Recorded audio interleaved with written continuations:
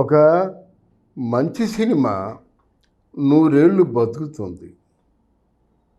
అది ఎలా అంటే లలిత శివజ్యోతి ఫిలిమ్సు శంకర్ రెడ్డి గారి తాలూకు సొంత సంస్థ.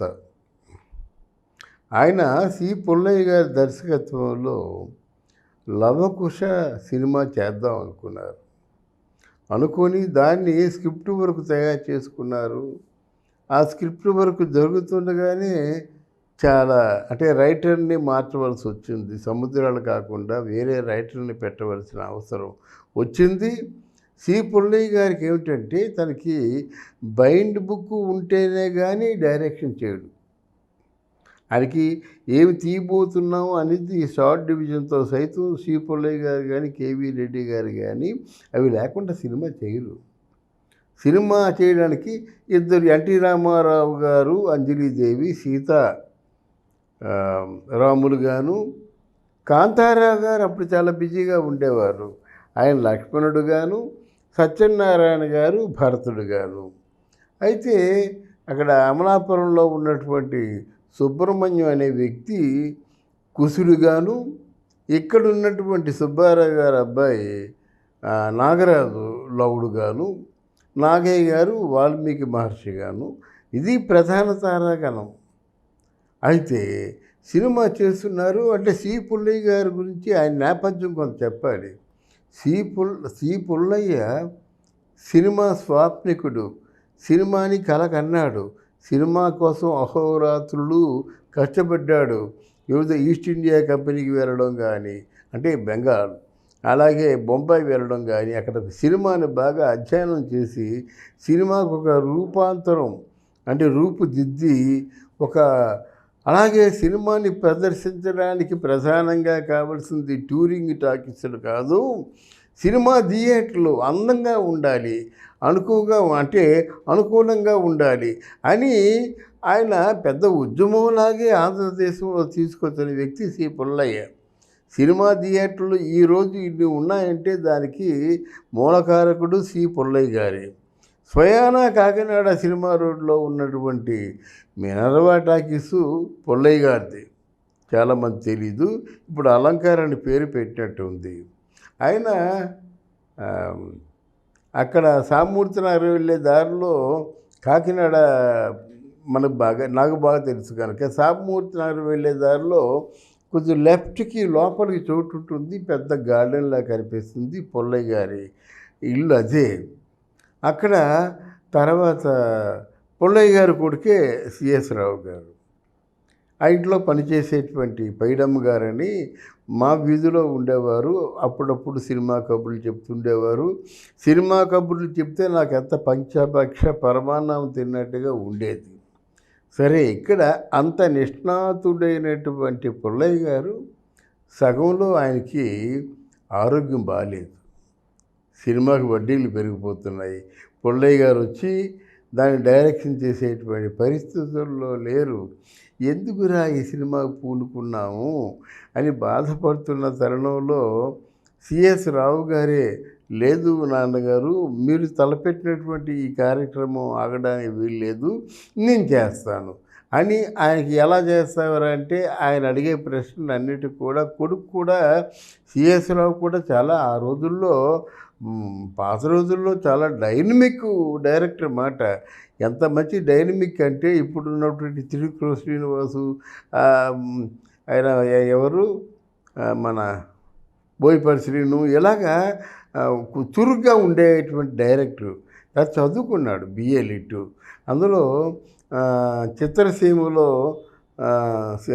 అంటే ఆయన ఆ రోజుల్లో ఒక సీరియల్ కూడా సినిమా రంగంలో రాస్తుండేవాడు అన్నమాట.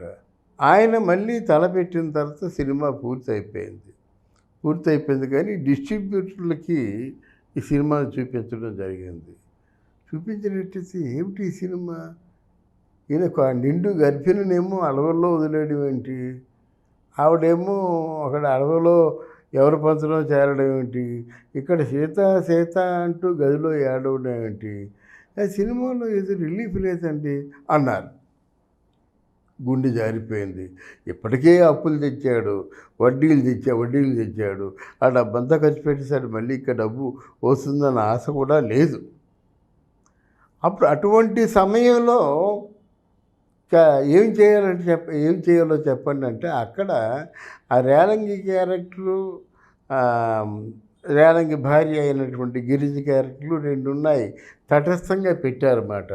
వాళ్ళకి ఏదైనా రిలీఫ్‌గా ఒకటో, రెండో సాంగ్స్ పెడితే మేము ఆలోచిస్తామని చెప్పారు.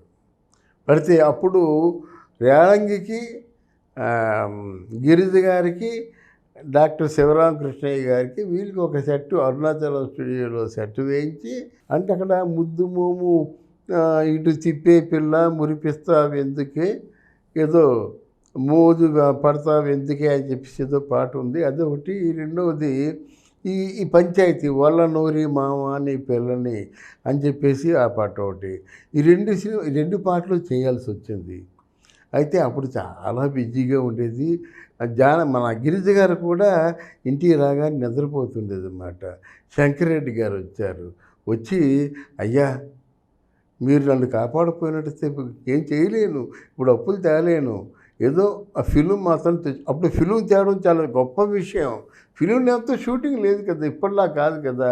ఏదో మీ కాలు పట్టుకొని ఫిల్మ్ తేగలం గానీ మిగతా షూటింగ్ అంతా మీరే చేయాలి" అని చెప్తే, ఆయన అప్పుడు అర్ధరాత్రి మీద 1 గంటకి వెళ్ళి గిరిజను లేపి, "పదమ్మాయి వెళ్ళి ఏదో ఆ పాటలున్నాయట చేసేద్దాం. మీరు తెల్లారేలోగా చేసేయాలయ్యా. అంతేకాదు మరి ఇంకోసారి షూటింగ్ పెట్టుకుందామంటే నేనొచ్చినా ఆ అమ్మాయి రాదు" అని భరోసా ఇచ్చి షూటింగ్ పూర్తి చేశారన్నమాట. సినిమా మొత్తానికి కిటకిటలాడిపోతూ చాలా కష్టంలో రిలీజ్ చేశారు. కానీ రిలీజ్ చేసిన తర్వాత అదే అంటాను, కష్టే ఫలి అని. అంత కష్టపడి తీసిన సినిమా రిలీజ్ చేస్తే థియేటర్ ముందు మామూలుగా చూసారు జనాలు.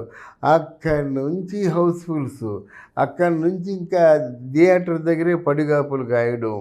బండ్ల మీద వాళ్ళు వచ్చేవారన్నమాట. తరలి వచ్చేవారన్నమాట సినిమా చూడడానికి.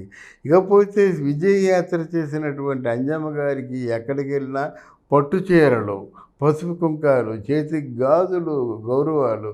ఇంకా ఎన్టీ రామారావు గారంటే నిజమైన రాముడిలాగే ఉండేవాడని ఆయన కూడా పట్టుబట్టలు చూసి దండాలు పెట్టడమే, అందరూ కాళ్ళకు మొక్కడమే.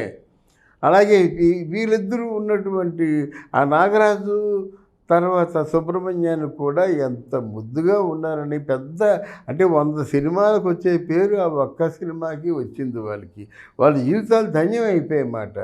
ఇదంతా మీకు ఎందుకు చెప్తున్నానంటే, ఎవరైనా ఆర్థికంగా కష్టాలు పడుతున్నా, ఏ బాధలు పడుతున్నా సరే దానికి ముందు డెఫినెట్గా మీరు ఊహించినటువంటి విజయం మీ సొంతం అవుతుందనేటువంటి నమ్మకం కోసం నా అనుభవంలో ఉన్న ఒక సంఘటన మీతో పంచుకుంటున్నాను. Thank you.